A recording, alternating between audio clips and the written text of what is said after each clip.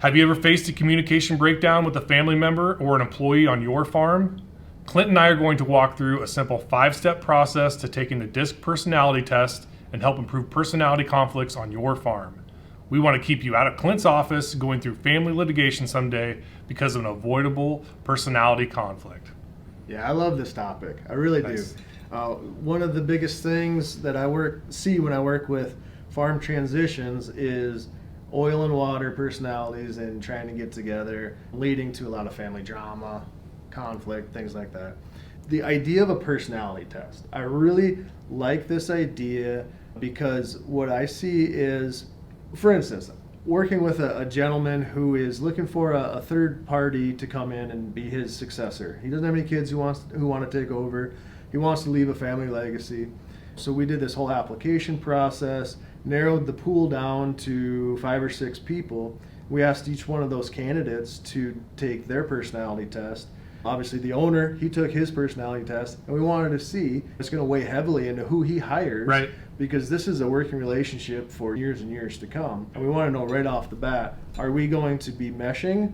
Are we going to be opposed to one another?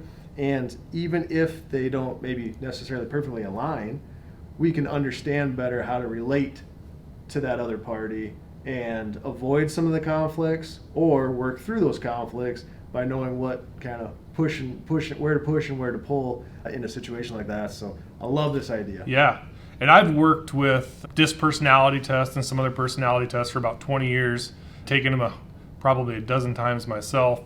And I love DISC. There's a ton of them out there. I love DISC because I feel like it's like the Leatherman or like the Crescent Wrench. Like it does a lot of things good, probably nothing really perfect, but it's a great starting point if you're looking at ways to avoid conflict on the farm or in business. For instance, I had a sales force one time. We had 2 salesmen and a saleswoman that were always at each other's throats, and it came to a head one day, and we simply sat down with their DISC personality test, laid each other's in front of each other, and realized that as far as when you look at a DISC personality, they were complete opposites of the spectrum, and they just didn't ever see eye to eye. But once they gained that understanding that they were completely different people, things were never great between them, but at least they were workable, and they understood that things, the way they saw them, the other person saw them opposite. So how would you see that working in a farm setting? So with a farm family or with farm employees? Yeah, so generally what I've seen when I look at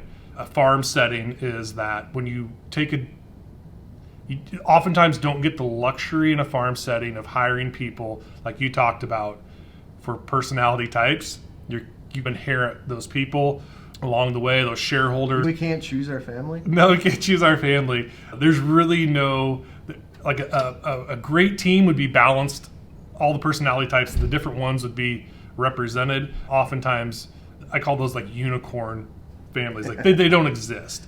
Oftentimes you see 3 people that are very similar, and then you see somebody else that's completely different, and they're off balanced, and the 3 people think they know everything, and the other person's off balance. It's all, oftentimes you just sit down and say, no one's right, no one's wrong. You're just different. You're just different people.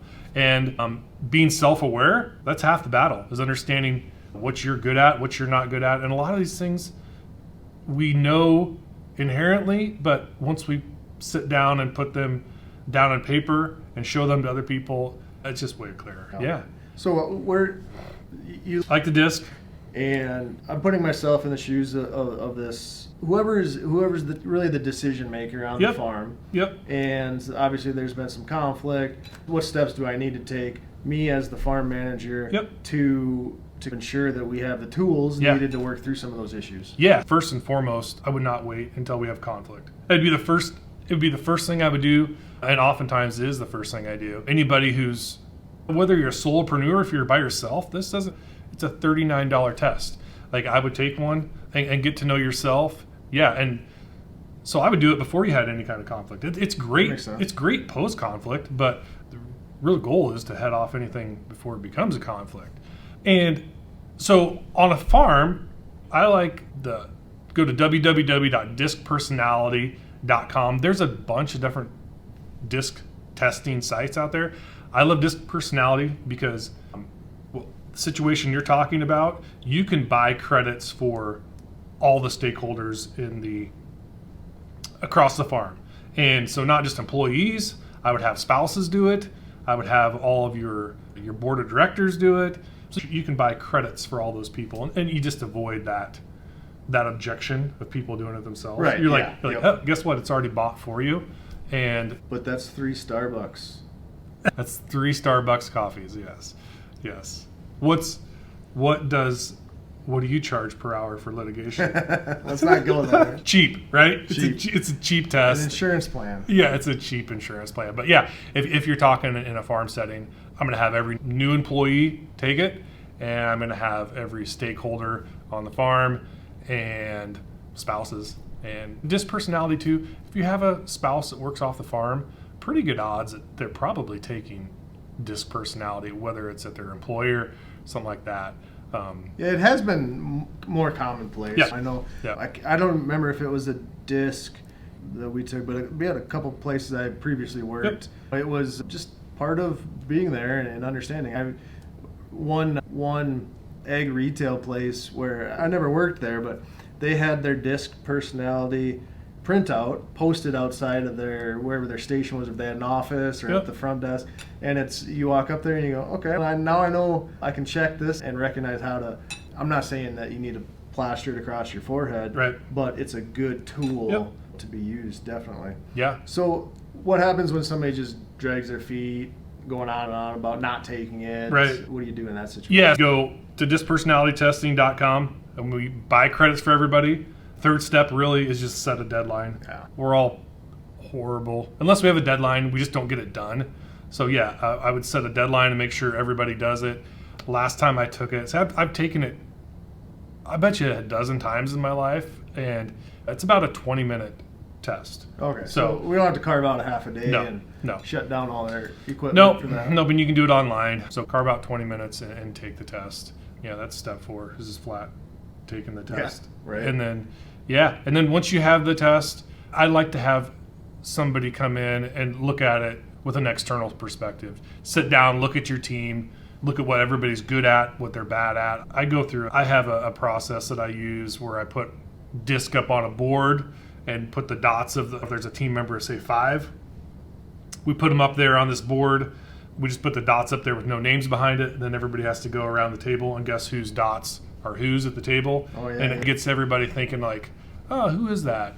And oftentimes we know, but yeah, it's just a good process. That's really when the rubber's starting to meet the road here, right? You can take it and you just do nothing with it. It really doesn't do anybody any good. But so for you to come in as this independent third party and objectively look at, one, how are we currently relating, but then 2, suggesting here's how we use this newfound knowledge in order to relate better with each other, whether that's a hierarchy of employer-employee, or that's brothers and sisters working underneath the same umbrella. That's where you can really provide some guidance and help with that. Yeah, and I don't hurt people's feelings. When you get somebody outside the family who says dad is a high D, he like runs over everybody in the family.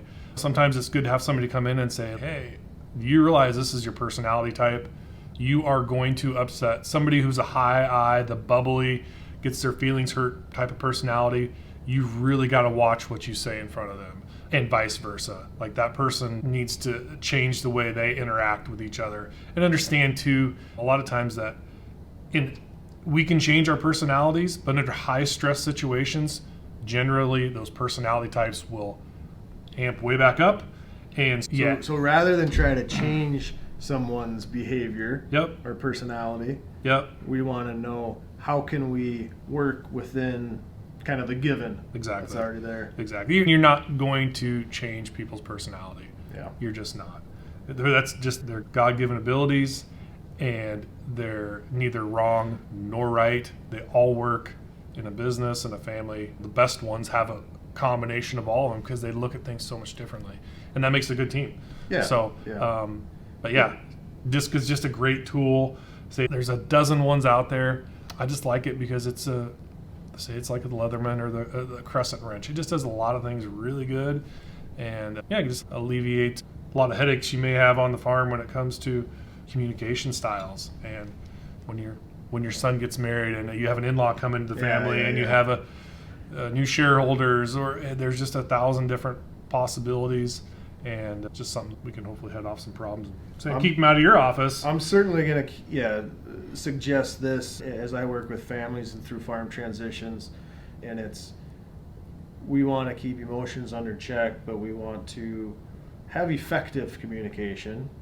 And what a great tool. I really think that DISC and any of these personality tests, just bringing that awareness, great way to get to know yourself, right, but then also others around the farm who you're trying to work with. Yeah, and say really getting to know yourself is probably the most important out of the whole thing. Like if you know yourself, like you can handle that, and then start. You can't manage other people before you can manage yourself first. So great. Yeah. But yeah, if you have any more questions, find me at Agri-Growth Consulting. Send me your DISC. I'd love to just talk and see what your personality type is and strengths and weaknesses that may come along with it, or your team for that matter. So yeah. Great. Yeah. And you can find me at braintrustag.com, and come join us over at the peer group there. And we'll work on some of these business management and transition topics all together over there. And I really hope that anybody watching is going to comment what other business management topics they want to learn about. Right. What are some of these challenges that we're facing from a farm business management standpoint as it relates to starting, growing, and transitioning ag operations. Right. Post your comments, post whatever it is that you want us to visit more about, and we'll find some tools and resources for you. Yeah, perfect. Thanks, Clint. Thanks, Matt.